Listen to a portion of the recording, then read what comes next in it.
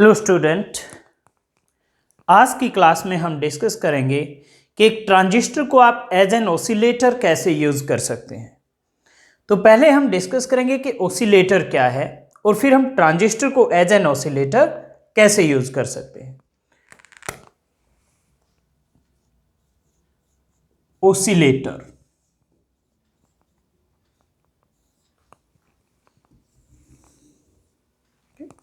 तो ऑसिलेटर क्या है? It is electronic device which produces electric oscillations. It is electronic device which produces electric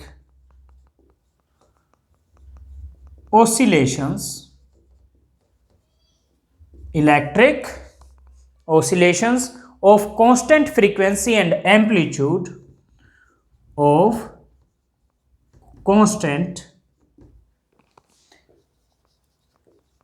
frequency and amplitude of constant frequency and amplitude without requiring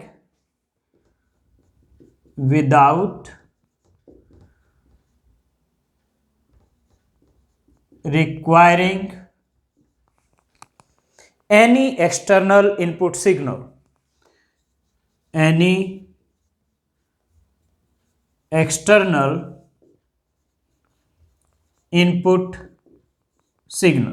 जैसे आपने LC oscillations पढ़ा था, तो वो भी क्या है? एक ऑसिलेटर है।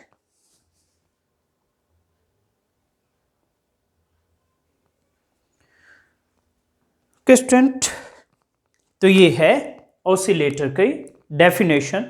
Principle of oscillator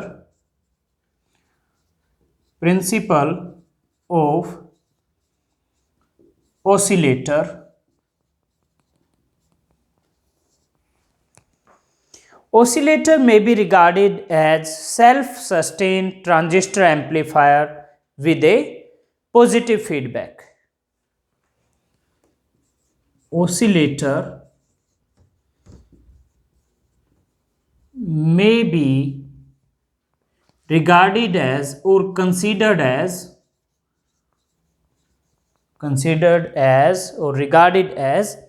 self-sustained transistor amplifier, self-sustained transistor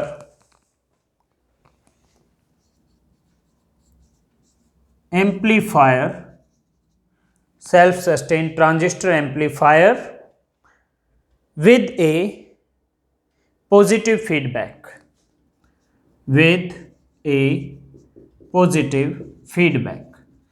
ये क्या मतलब है इसका, पॉजिटिव फीडबैक का और सेल्फ सस्टेन्ड का? ये अभी हम डिस्कस करते हैं। तो मान लीजिए ये आपका एक एलसी सर्किट है, एलसी, ये एल है, ये सी है। इससे आपको एक आउटपुट मिलती है। ये आउटपुट आप एक एम्पलीफायर से पास करते हैं, ट्रांजिस्टर एम्पलीफायर से। तो ये क्या है? यहाँ पर एक ट्रांजिस्टर एम्पलीफायर है और इस ट्रांजिस्टर एम्पलीफायर से फिर आपको एम्पलीफाइड आउटपुट मिलती है। लेकिन इस एलसी ऑसिलेटर में रेजिस्टेंस की वजह से कुछ एनर्जी लॉस होता है। तो उस एनर्जी लॉस को कवर करने के लिए, कंपनसेट करने के लिए आउटपुट का कुछ हिस्सा वापस इसी सर्किट को दे दिया जाता है। तो यहां पर ये एक फीडबैक सर्किट है, फीडबैक सर्किट। और इस फीडबैक सर्किट के थ्रू आउटपुट का कुछ पार्ट वापस एलसी ऑसिलेटर को दे दिया जाता है। तो ये है आपका ऑसिलेटर। ओके, तो ये कहते हैं सेल्फ सस्टेन्ड। सेल्फ सस्टेन्ड क्यों होगा? क्योंकि जो भी एनर्जी लॉस होगा ये आउटपुट से इसको कंपनसेट होता रहेगा with A positive feedback. Positive feedback का क्या मतलब है कि एलसी ऑसिलेशन से जो आउटपुट जिस फेज में होगी उसी फेज में जो ये वापस कुछ पार्ट दे रहे हो आप इनपुट का, सॉरी आउटपुट का, वो सेम फेज में आएगा, सेम फेज में आएगा। पॉजिटिव फीडबैक का मतलब है सेम फेज। तो ये है एक ऑसिलेटर की कंस्ट्रक्शन। तो इसके एसेंशियल पार्ट क्या है? एक तो ये एलसी ऑसिलेटर है, यानी जिसको टैंक सर्किट कहते हैं, दूसरा ट्रांजिस्टर एम्पलीफायर और तीसरा फीडबैक सर्किट। तो essential parts of a oscillator are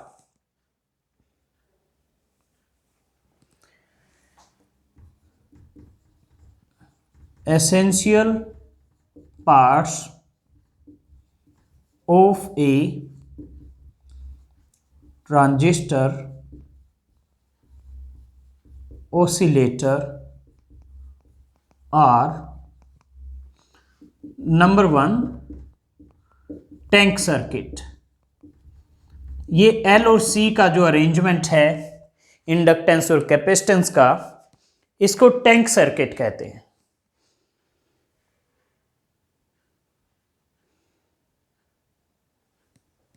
okay, तो चलिए लिखते हैं इसके बारे में। It is LC circuit, electric energy once given to it produces LC oscillations, और उसकी फ्रीक्वेंसी एलसी ऑसिलेशन की होगी 1/2 पाई √ LC। ये आपने एलसी ऑसिलेशंस वाला जो टॉपिक पढ़ा था एसी वाले चैप्टर में, वो आप डिटेल में पढ़ चुके हैं। तो it is LC circuit, electric energy once given to it, electric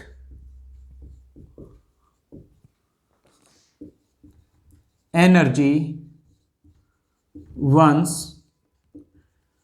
given to it produces LC oscillations, produces LC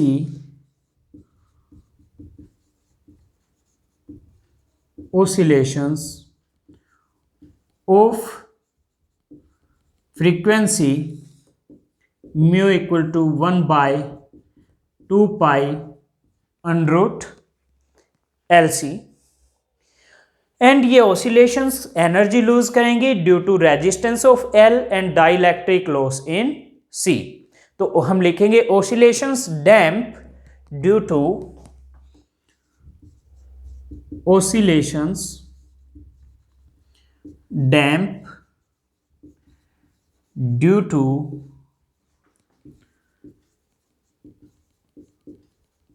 resistance of L and dielectric loss in C capacitor. तो नेक्स्ट है ट्रांजिस्टर एम्पलीफायर। तो जो oscillations of tank circuit they are feed to the transistor amplifier, जो कि इसको amplify करेगा। तो number 2 है transistor amplifier. Transistor amplifier, oscillations of tank circuit are fed, oscillations of tank circuit are fed to transistor amplifier, transistor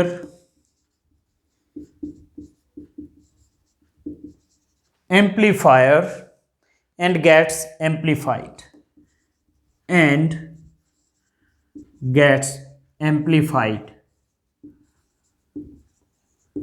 और third क्या है? Feedback circuit. Feedback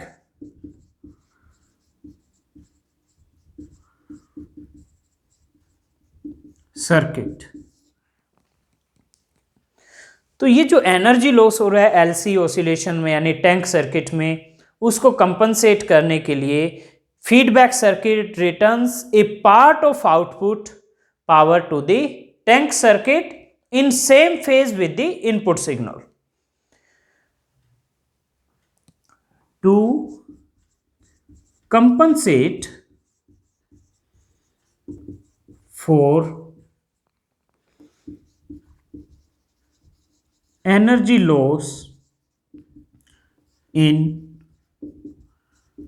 tank circuit, to compensate for energy loss in tank circuit, feedback circuit returns a part of output. Feedback circuit returns a part of output. Returns a part of output power to tank circuit. Output power to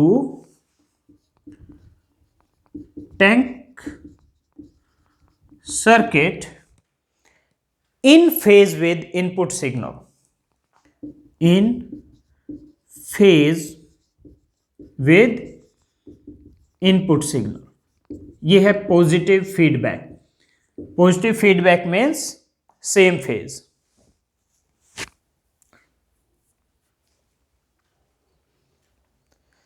तो student ये है oscillator. तो अब हम एक transistor को as an oscillator कैसे use कर सकते हैं अब वो डिस्कस करेंगे। तो अब transistor as an oscillator.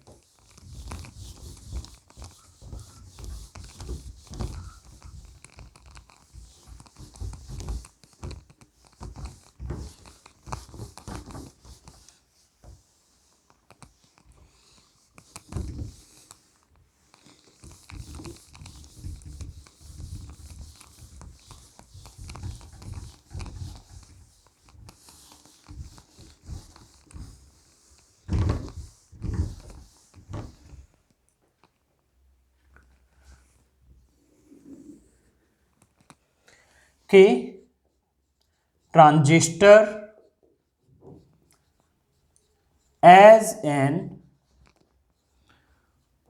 Oscillator. Transistor as an oscillator. तो इसके लिए हम एक डायग्राम बनाते हैं।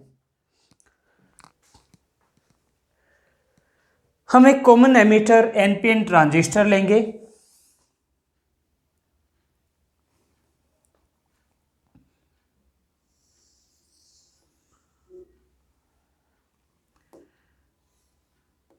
ये कलेक्टर, ये एमीटर, एनपीएन। तो ये आपका एमीटर है, ये आपका कलेक्टर है और ये बेस है। बेस और एमीटर के बीच में हम एक टैंक सर्किट लगाएंगे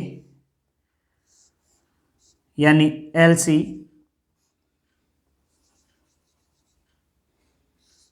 इस तरह से, और इसको फॉरवर्ड बायस करेंगे।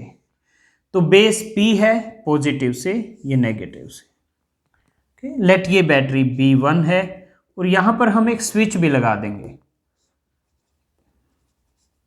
ये स्विच S है।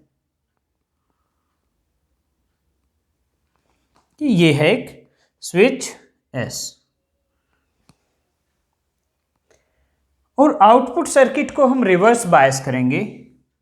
तो ये आपका कलेक्टर है। कलेक्टर के साथ भी हम बिल्कुल इसके साथ सीध में एक कॉइल लगाएंगे यानी इंडक्टर, और फिर हम इसको रिवर्स बायस करेंगे। कलेक्टर N है तो इसको पॉजिटिव से, ओके। और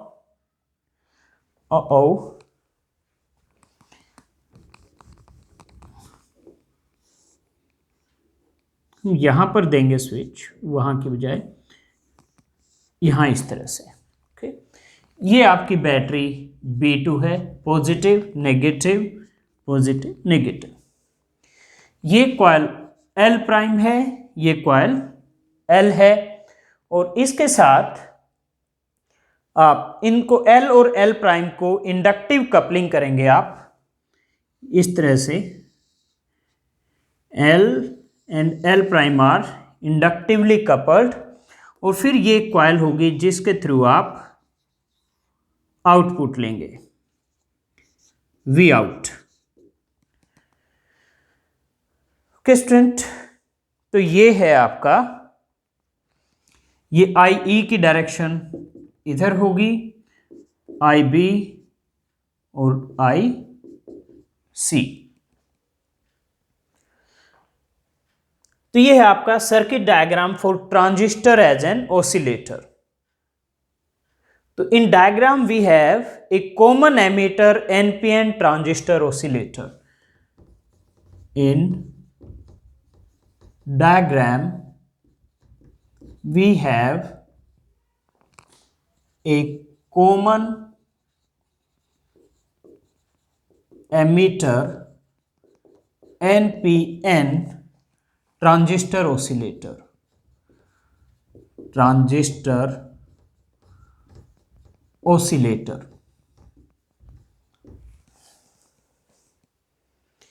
इसमें जो टैंक सर्किट है यानी LC सर्किट है, it is connected to input, और emitter based circuit which is forward biased. A tank और LC circuit is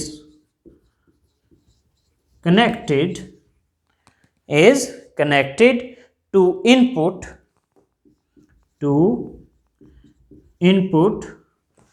or emitter base circuit, which is forward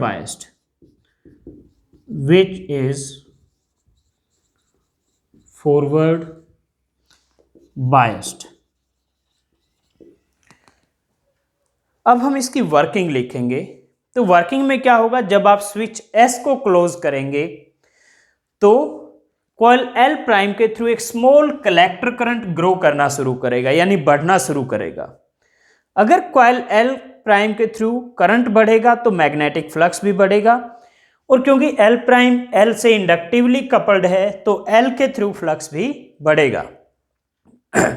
अगर L के थ्रू फ्लक्स बढ़ता है तो इंड्यूस्ड EMF प्रोड्यूस होगी coil L में, such that forward bias increases and positive charge will start building up on upper plate of C। तो इससे क्या होगा, एमीटर करंट बढ़ेगा, फॉरवर्ड बायस बढ़ने से एमीटर करंट बढ़ेगा तो फिर कलेक्टर करंट बढ़ेगा, कलेक्टर करंट बढ़ेगा तो फिर से फ्लक्स थ्रू L प्राइम बढ़ेगा, और फिर फ्लक्स थ्रू L बढ़ेगा such that forward bias increases, तो फिर से IE बढ़ेगा, एमीटर करंट, और इस तरह से IE IC बढ़ते जाएंगे जब तक IC आपका मैक्सिमम ना हो जाए। ओके, तो हम यहां लिखेंगे when switch S is closed,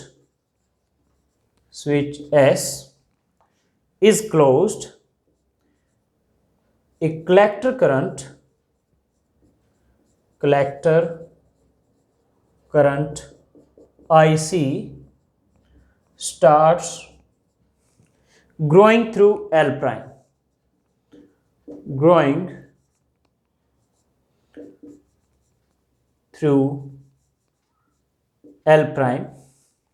तो इसकी वजह से क्या होगा, flux through L prime and hence through L will increase because L prime or L are inductively coupled. This will increase flux through L prime and hence through L। और L के through अगर flux increase होगा तो induced EMF produce होगी L में, such that induced EMF will be in the direction of forward bias and positive charge will begin to accumulate on upper plate of C. An induced EMF will be produced in L in the direction of forward bias, direction of forward bias, and positive charge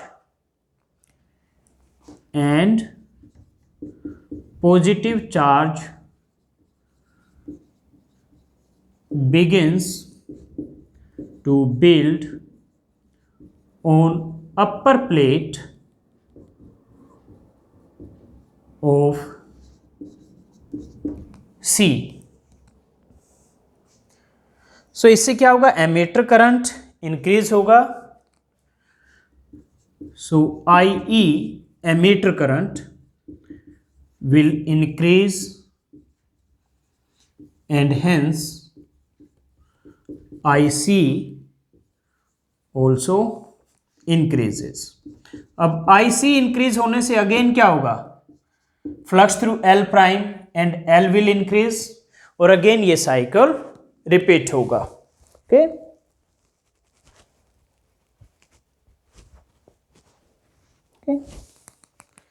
C will increase again,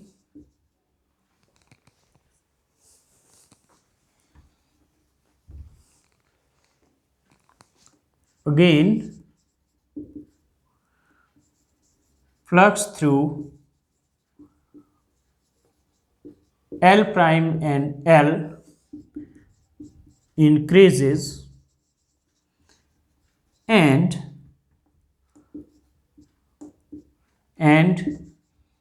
this process continues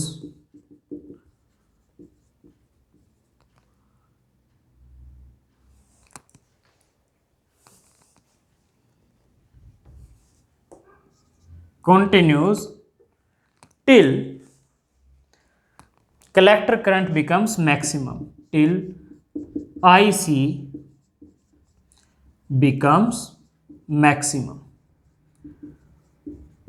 तो ये होगा first phase. तो इस तरह से collector current maximum हो जाएगा. उसके बाद क्या होगा, उसके बाद जब कलेक्टर करंट मैक्सिमम हो जाएगा तो चेंज नहीं हो रहा होगा, और अगर करंट चेंज नहीं होगा तो फ्लक्स भी चेंज नहीं होगा, तो इंड्यूस्ड ईएमएफ अब जीरो हो जाएगी. तो इससे क्या होगा, एमीटर करंट डिक्रीज होगा. एमीटर करंट डिक्रीज होगा तो कलेक्टर करंट डिक्रीज होगा. कलेक्टर करंट डिक्रीज होगा तो फिर से L प्राइम के थ्रू फ्लक्स डिक्रीज होगा, और L प्राइम के थ्रू जैसे ही फ्लक्स चेंज होगा L में भी फ्लक्स चेंज होगा, तो इसमें इंड्यूस्ड ईएमएफ प्रोड्यूस होगी. और अब जो इंड्यूस्ड ईएमएफ होगी वो opposite to direction of forward bias होगी. Okay, when current through L prime stops changing, the induced EMF in L vanishes, means becomes zero. When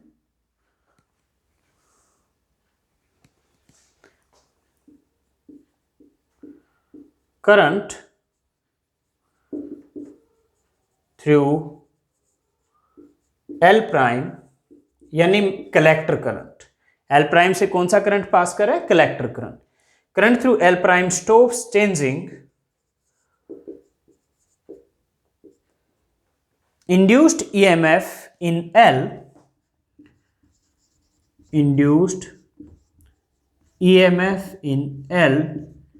vanishes, यानी जीरो हो जाएगी. इससे क्या होगा, आपका एमीटर करंट और कलेक्टर करंट डिक्रीज होगा.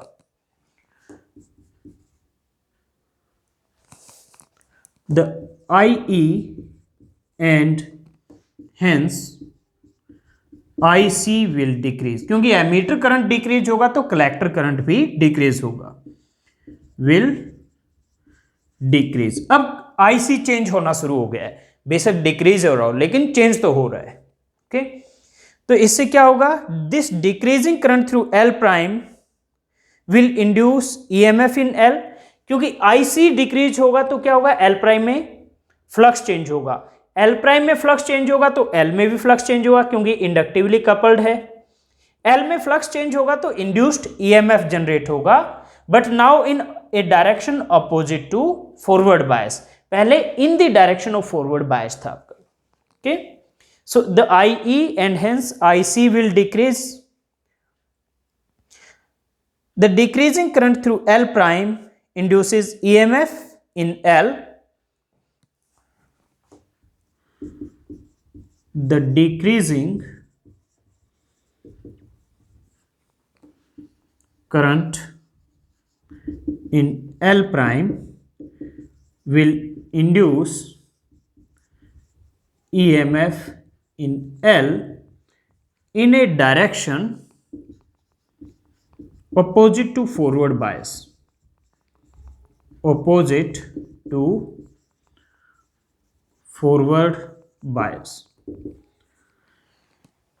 मैंने लिखा the decreasing current in L prime will induce EMF in L. कैसे, मैंने अभी भी बताया था कि decreasing current in L prime यानी आईसी अगर डिक्रीज होगा, क्योंकि एल प्राइम में करंट आईसी है, तो एल प्राइम के थ्रू फ्लक्स चेंज डिक्रीज होगा, एल के थ्रू भी फ्लक्स डिक्रीज होगा इस वजह से, क्योंकि दोनों इंडक्टिवली कपल्ड है, ये लाइन जो रिप्रेजेंट करती है। और अगर इसके थ्रू फ्लक्स डिक्रीज होगा तो इंड्यूस्ड ईएमएफ जनरेट होगी एल में in a direction opposite to forward bias. और अगर induced EMF opposite to forward bias होगी तो फॉरवर्ड बायस डिक्रीज होगा तो एमीटर करंट डिक्रीज होगा, एमीटर करंट डिक्रीज होगा तो फिर से कलेक्टर करंट डिक्रीज होगा। इस तरह से एमीटर और कलेक्टर करंट डिक्रीज होते जाएंगे until finally collector current becomes zero. Okay, induced EMF in L in a direction opposite to forward bias. तो this results in further decrease in emitter current and hence collector current. This, क्योंकि forward bias कम होगा तो emitter current और ज्यादा decrease होगा। This results in further decrease in IE and hence IC, और IC और डिक्रीज होगा तो और ज्यादा इंड्यूस्ड ईएमएफ फॉरवर्ड बायस के अपोजिट होगी, यानी IE और ज्यादा डिक्रीज होगा। और अब क्या होगा, सी की जो लोअर प्लेट है उस पर पॉजिटिव चार्ज बिल्ड होना शुरू होगा। Now positive charge builds on lower plate of C, lower plate of C. और ये प्रोसेस कब तक होगी, जब तक कलेक्टर करंट जीरो ना हो जाए। तो IE डिक्रीज होगा, फिर IC डिक्रीज होगा, फिर से इंड्यूस्ड ईएमएफ IE को डिक्रीज करेगी। ओके, तो this process continues until IC equal to zero. कि हमने यहां लिखा this results in further decrease in IE and hence IC, और IC फिर से ज्यादा डिक्रीज होगा तो फिर से IE डिक्रीज होगा, एंड अगेन इस तरह से फिर IC डिक्रीज होगा तो इंड्यूस्ड ईएमएफ की वजह से फिर से फॉरवर्ड बायस कम होगा, फिर IE डिक्रीज होगा, और ये तब तक चलता रह जाएगा जब तक फाइनली IC यानी कलेक्टर करंट जीरो ना हो जाए। अब फिर से जब जीरो हो जाएगा कलेक्टर करंट, फिर से क्या होगा, अगेन इंड्यूस्ड ईएमएफ जनरेट हो, वो जीरो हो जाएगी। क्यों? क्योंकि जब कलेक्टर करंट जीरो हो गया आपका तो अब चेंज नहीं हो रहा है, और अगर कलेक्टर करंट चेंज नहीं होगा तो इंड्यूस्ड ईएमएफ भी नहीं होगी। Okay, now when IC equal to 0, induced EMF in L becomes 0। तो ये हो गया। अब फिर से यहां से जो स्टार्ट हुआ था कि फिर से कलेक्टर करंट ग्रो करना शुरू करेगा और फिर से यहां तक अगेन IC मैक्सिमम होगा। फिर उसके बाद जब ये हो जाएगा फिर से ये वाला पैराग्राफ में जो प्रोसेस है वो रिपीट होगी। तो इस तरह से ये दोनों प्रोसेस बार बार रिपीट होते जाएंगे। Okay, so this cycle repeats again and again to give electrical oscillations of constant amplitude and constant frequency. तो this cycle में दो प्रोसेस हैं, एक ये और एक ये दूसरे पैराग्राफ की। okay? This cycle sorry, okay, हम लिख रहे थे this cycle repeats again and again, repeats again and again, again and again to give electric oscillations। Okay, मैं यहां ऊपर से इरेज कर देता हूं इसको।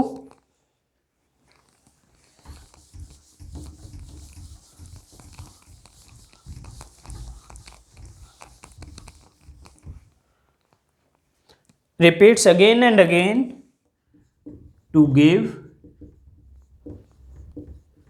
electric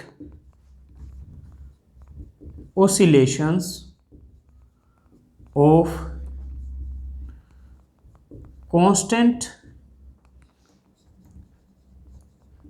amplitude and constant frequency mu equal to 1/2 pi √LC। इस फ्रीक्वेंसी की इलेक्ट्रिक ऑसिलेशंस जनरेट होंगे। और इस तरह से आपको जो भी फ्रीक्वेंसी चाहिए तो L और C की वैल्यूज चेंज करके आप डिजायर्ड फ्रीक्वेंसी की LC ऑसिलेशंस जनरेट कर सकते हैं।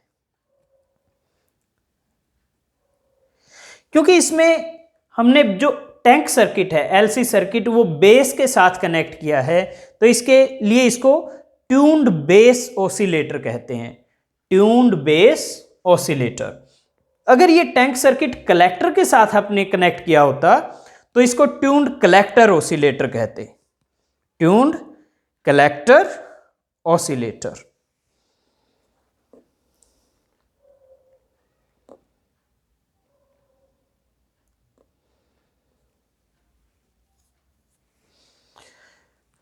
ओके स्टूडेंट, तो ये है ट्रांजिस्टर एज एन ऑसिलेटर। तो ये ट्यून्ड बेस ऑसिलेटर है क्योंकि टैंक सर्किट LC सर्किट आपने बेस के साथ कनेक्ट किया है। अगर कलेक्टर के साथ आप कनेक्ट करते तो इसको ट्यून्ड कलेक्टर ऑसिलेटर कहते हैं। तो ये है student transistor as an oscillator. Positive feedback के बारे में आपको मैं पहले ही बता चुका हूं कि जो फीडबैक होगी that will be in same phase with the input signal, और उसकी वजह से जो टैंक सर्किट की ऑसिलेशंस हैं वो मेंटेन होती हैं पॉजिटिव फीडबैक की वजह से। तो इसके साथ ही आपका ये topic transistor as an oscillator यहां पर कंप्लीट हो गया है। तो आपसे नेक्स्ट क्लास में मिलते हैं नेक्स्ट टॉपिक के साथ।